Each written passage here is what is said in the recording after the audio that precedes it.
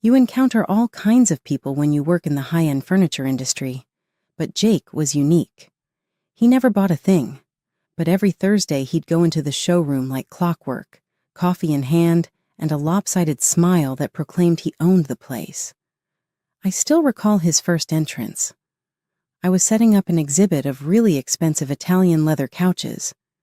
He casually strolled over, his gaze skimming the price tags, but not in the usual manner. He said, "Hey there," stooping too close to a lamp that was more expensive than the rent for most people.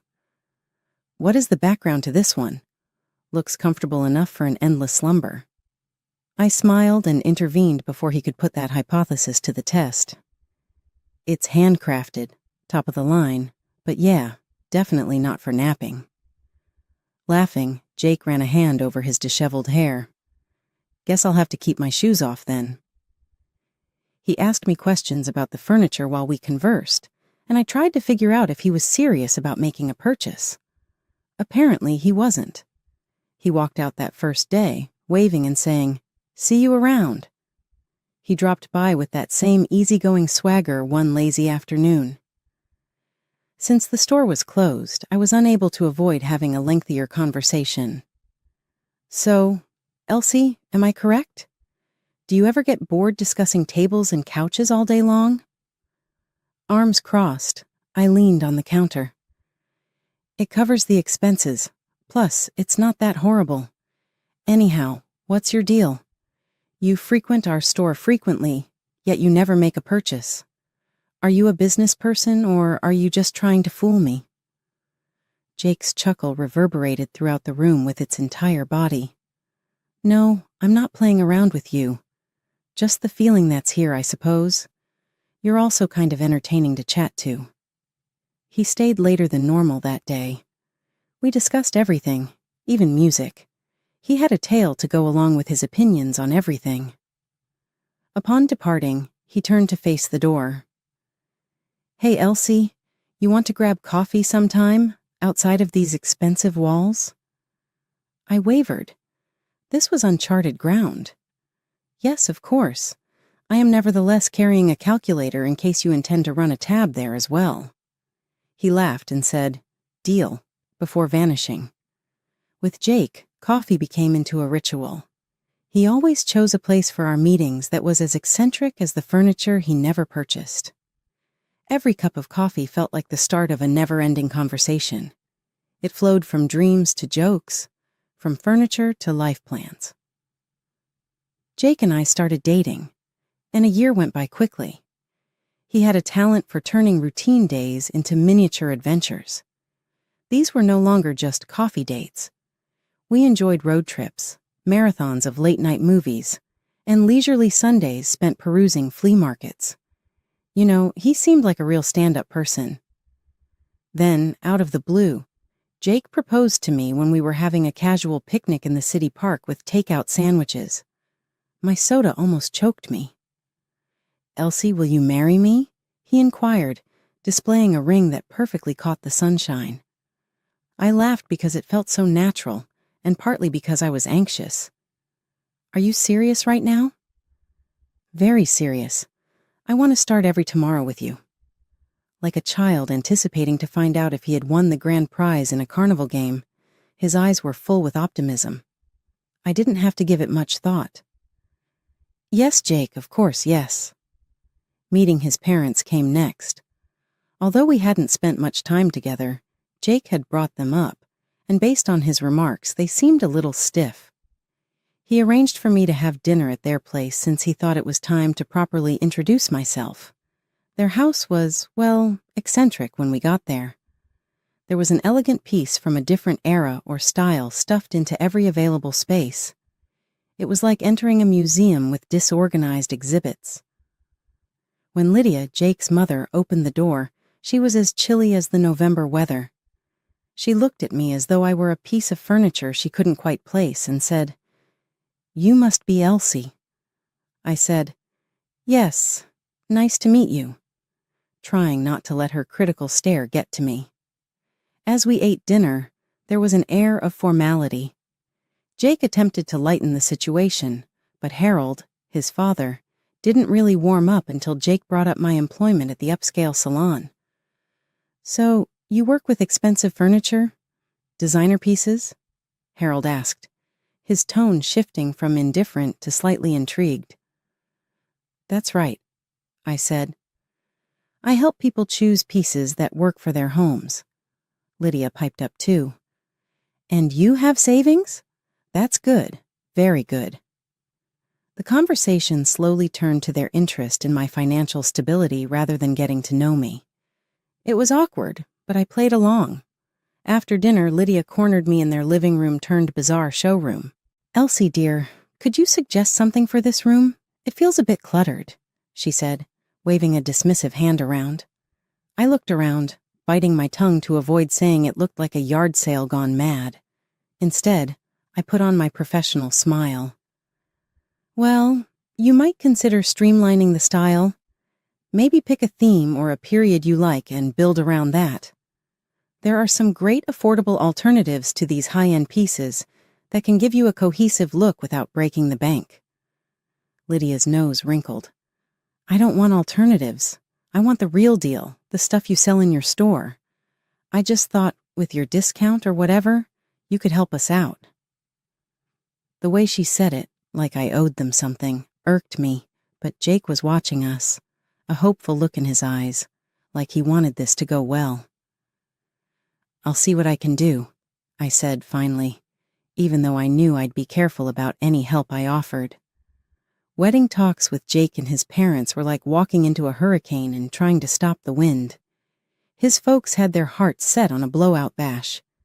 But here's the kicker. Lydia, with her taste for the finer things, dropped this gem during dinner one night.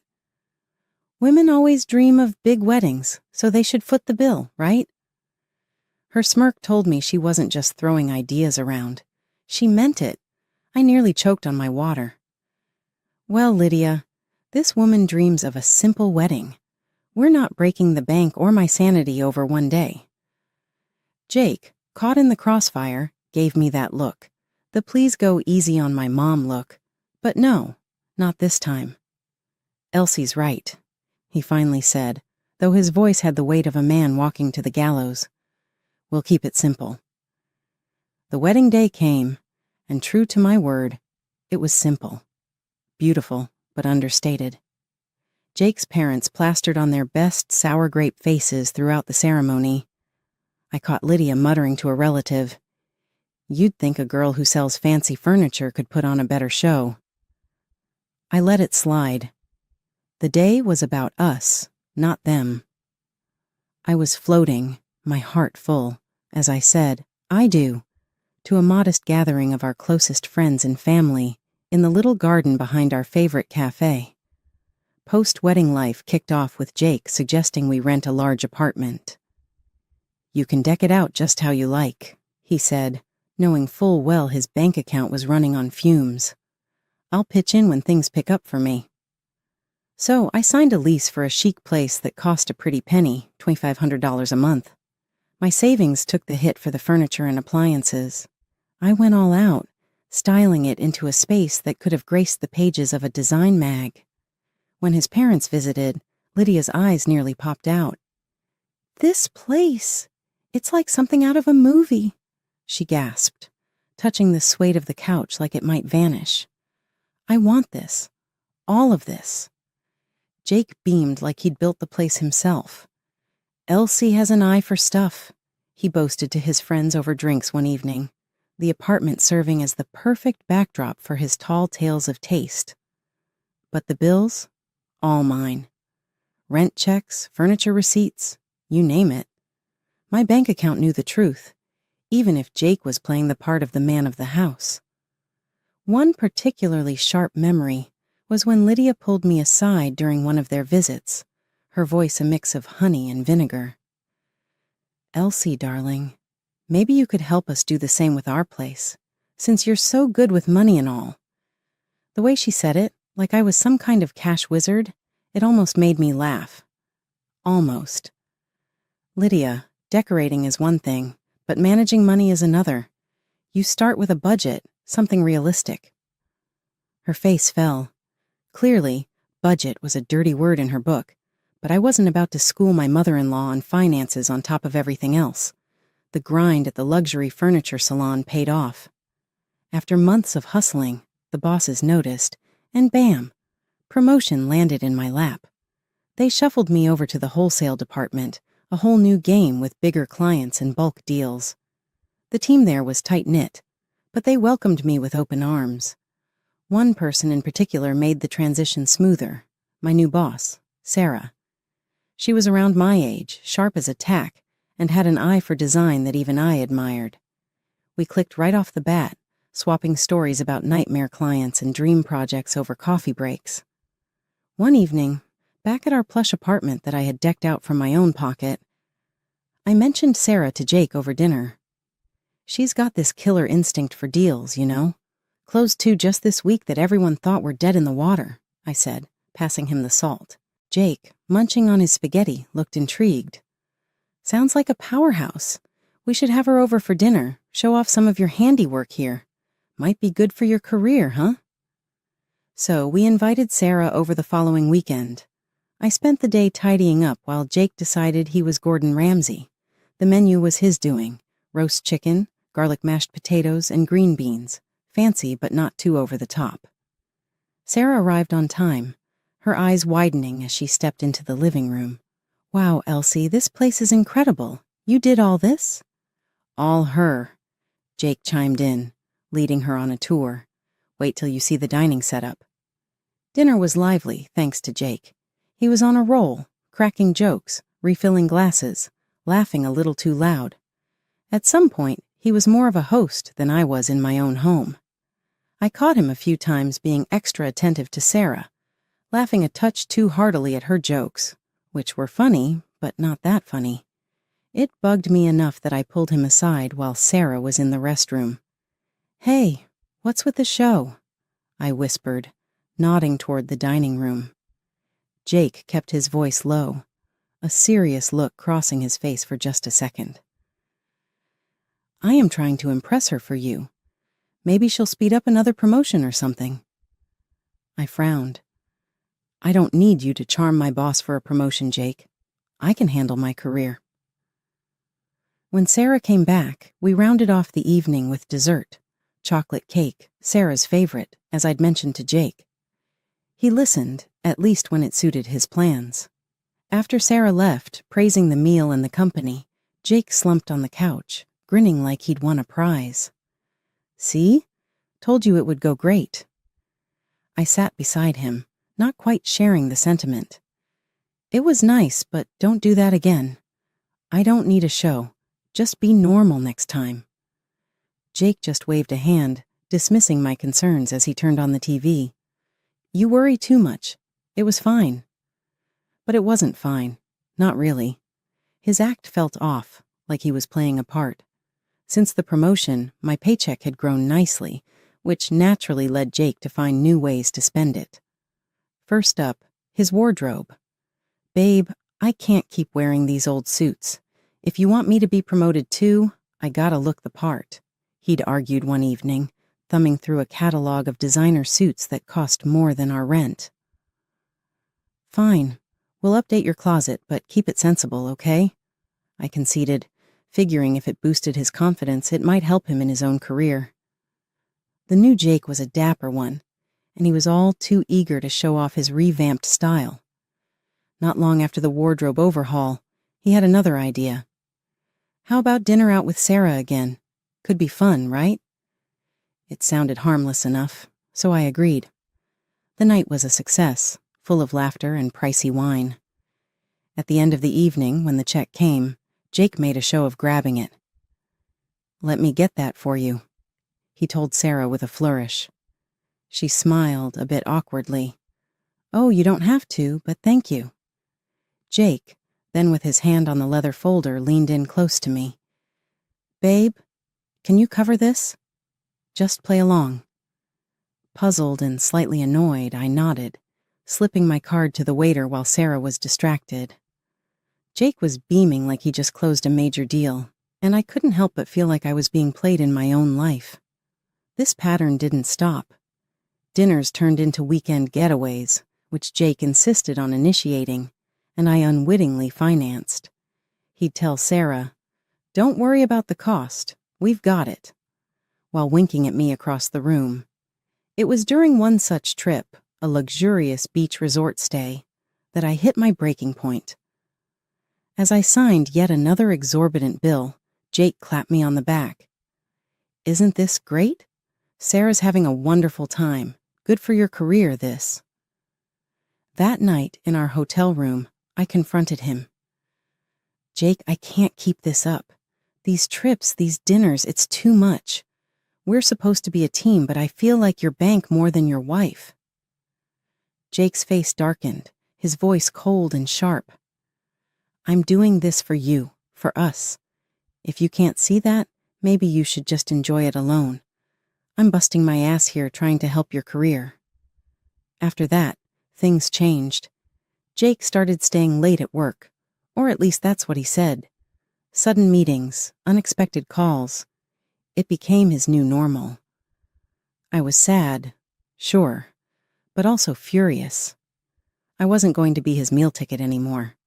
The joy of our dinners and trips had soured, turning into a reminder of how much I was losing. Not just money, but a partner I thought I knew. The call from Sarah to come to her office immediately sent a cold wave of anxiety through me.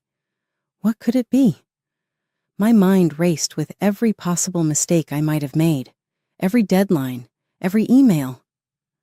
I knocked on her office door, my heart hammering in my chest, and stepped inside. Sarah was sitting behind her desk, her expression serious, the usual warmth absent. My gaze fell on an alarming number of bouquets and unopened gift boxes piled in one corner. "Elsie, please have a seat," she gestured to the chair across from her. "We need to talk about something important." Her tone was so grave it made my stomach turn. I sat down, clutching my hands in my lap, preparing for the worst. Sarah sighed, her eyes meeting mine with a mixture of concern and discomfort. "It's about Jake," she started, and my heart sank. "His behavior has been, well, inappropriate." I blinked, confused. "Inappropriate? How?" She gestured to the gifts. "He's been sending these flowers, jewelry, even designer clothes. It's excessive and frankly uncomfortable for me. He's crossing professional and personal boundaries, Elsie." I felt a hot flush of embarrassment. I had no idea," I stammered, feeling naive and foolish. Sarah leaned forward, her voice softening. "I value our friendship, and I respect you immensely, Elsie. That's why I need to be honest. He's making advances. I've told him repeatedly that I'm not interested, that I see him only as your husband, but he isn't listening." I swallowed hard, a lump forming in my throat. "Thank you for telling me, Sarah. I'll handle it." My voice was a whisper, barely holding back tears. I got home, still reeling, only to find Jake in the living room, a suitcase by his side. His demeanor was light, almost giddy, which only fueled my growing anger. "There you are! I've got news!" He beamed at me impudently, as if oblivious to the storm inside me. "I've decided it's time for a fresh start. Quit my job today, and I think it's best if my parents move in here. You should find another place." His words hit me like a physical blow. "What are you talking about, Jake? Your parents? Why would I leave?" He shrugged, annoyingly calm. "Come on, Elsie. This place is too good for just us. And let's be honest, it fits their style more. Plus, you can afford another spot. No big deal, right?" I stared at him, disbelief and anger intertwining. "No big deal? You cheat, you lie, you spend my money, and now you kick me out? Whoa, cheat? What are you on about?" His feigned ignorance was infuriating. "Don't play dumb, Jake. Sarah told me everything, the gifts, the advances. How could you?" My voice cracked, tears threatening to spill. Jake's face hardened. "So what? She's richer and more promising than you, so I just want to get a better life. Just pack up and go, Elsie." His words were a dagger, cutting through any remaining ties of affection I had for him. That night, I lay in the spare bedroom, the reality of my crumbling marriage suffocating me. Jake's betrayal was clear, his intentions laid bare. By morning, I knew what I had to do. The next morning, I found a new apartment online, a smaller, quieter place that felt like a fresh start. I signed the lease electronically and called the movers, all before Jake had even stirred from his sleep. As the movers started arriving, I was methodically showing them around, pointing out what to take. I'd gathered all the receipts and proofs of purchase for the furniture, my furniture, that I'd paid for with my hard-earned money. I was ready, determined. Jake stumbled out of the bedroom, bleary-eyed and confused as he saw the movers loading up boxes. "What's going on, Elsie? Why are you taking the furniture?" I held up the folder stuffed with receipts. "Because it's mine. I bought it, I paid for it, and it's coming with me. Any questions?" He opened his mouth, then closed it, the reality hitting him as his eyes swept over the evidence in my hands. Just then, his parents burst through the door. His mother, Lydia, took one look at the scene, movers carrying out chairs and tables, and she lost it. "Stop! Stop right now! Put my furniture back!" The movers paused, looking unsure. I nodded firmly at them. "Keep going, guys. It's all documented." Lydia was frantic, her voice rising in panic as she turned to Jake. "How are we supposed to live here without any furniture? What are we going to do?" I couldn't help but laugh. "Oh, don't worry, Lydia. I'm sure Jake's new girlfriend will furnish her life splendidly," I said, the sarcasm dripping from every word.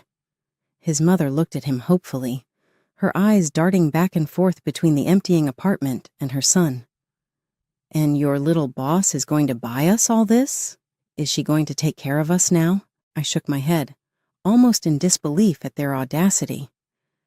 "Actually, I spoke to her yesterday. She wants nothing to do with you or Jake. She's sending back every ridiculous gift he bought." The look on Jake's face was priceless, a mix of shock, embarrassment, and a realization that his schemes were crumbling around him. Lydia's wrath turned to her son as she poked him hard in the chest. "You fool! We could have had a good life here with Elsie supporting us, and you ruined it." Jake's desperation was palpable as he turned to me, his voice shaky. "Elsie, please don't do this. We can fix it. We can start over." I handed him an envelope, the divorce papers I had prepared. "This is the only thing left to start over. My lawyer will call you." As I walked out of the apartment, I didn't look back. I was leaving behind more than just a bad marriage and a duplicitous husband. I was leaving behind the old Elsie who tolerated far too much. Settling into my new apartment was like breathing fresh air after being submerged underwater for too long. The place wasn't as large as the last, but every square inch of it was mine, truly mine. I threw myself into decorating, picking pieces that weren't just stylish but spoke to my newfound independence. I went for bold colors this time, vibrant blues and emerald greens, each room a testament to starting over. Meanwhile, Jake and his parents weren't faring so well. Last I heard they couldn't keep up with the $2,500 rent without my paycheck and had to downsize dramatically. They ended up in a cramped, run-down place on the other side of town. Jake refused to settle for a regular job. He bounced around, looking for another golden ticket, while his mom, Lydia, had no choice but to get a retail job. Their palace, built on expectations, had crumbled, and from what snippets I caught through mutual friends, so had their tolerance for each other. Then one afternoon, as I was setting up a new art piece in the living room, my phone rang. The sweet, sugary tone of Lydia's voice oozed through the speaker when I answered. "Darling, it's Lydia. How have you been? We've all missed you so much over here." I almost dropped the phone, half laughing, half in disbelief. "Missed me, Lydia, or my paycheck?" "Let me guess. You want me to come back to what? Watch Jake chase dreams while I foot the bill?" No thanks, Lydia. You don't understand, Elsie. We're family. She tried again, her voice now a mix of desperation and sadness. Family? I scoffed. Family doesn't use each other, Lydia. You should try supporting yourselves for a change. Before she could respond, I hung up and blocked the number. That part of my life was closed, sealed, and good riddance to it. In contrast to the chaos that was my past life, my career was flourishing. Sarah and I had grown closer, her respect for me solidifying after I handled the personal turmoil with as much grace as I could muster. She hinted last week that another promotion was on the horizon, something that would put me even more in control of my professional path. It was like the universe rewarding me for all the hardships. One evening, sitting in my newly decorated living room, I reflected on everything that had happened. The apartment looked incredible, a true reflection of my style and spirit. I had new friends coming over that night, colleagues who appreciated me for my skills and company, not for what my bank account could do for them. The doorbell rang, pulling me from my thoughts. I opened the door to smiling faces, genuine and happy to see me. As we gathered around the sleek, modern dining table I'd picked out myself, laughter filled the space, bouncing off walls that echoed a new chapter of my life.